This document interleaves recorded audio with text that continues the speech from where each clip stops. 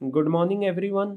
आज की जो हमारी रिकॉर्डिंग है उसका टॉपिक है सॉल्वेंसी रेशोज़।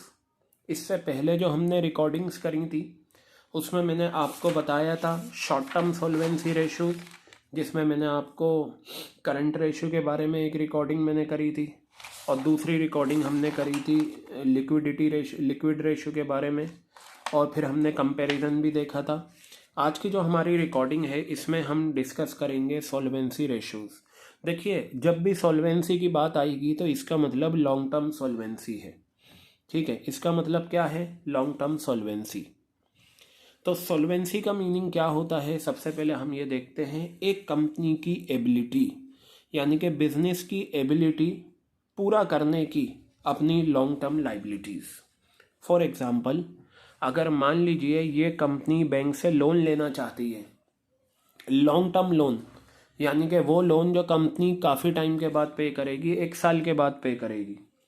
अगर एक कंपनी को लोन चाहिए बैंक से, लॉन्ग टर्म लोन, तो वो बैंक क्या करता है, इस कंपनी की long term solvency ratios check करेगा।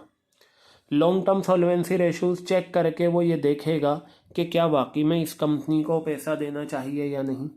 ठीक है, तो सॉल्वेंसी का मीनिंग हो गया कंपनी की ability to meet its long term liabilities. Clear है बेटा? अब बात करते हैं सॉल्वेंसी रेशोज़। कोई फ़र्क नहीं है यहाँ सॉल्वेंसी का मीनिंग।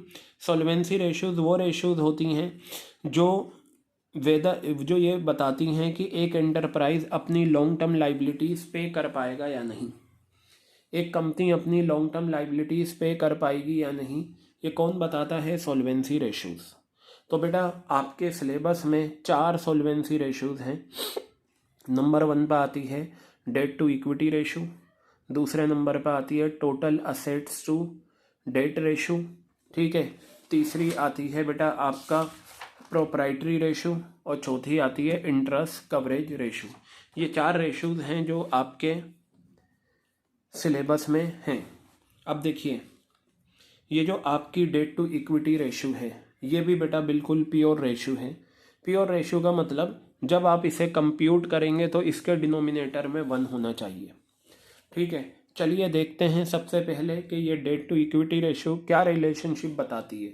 बेटा, हर रेशोज़ में मैंने ये लिखा है कि क्या रिलेशनशिप बताती है।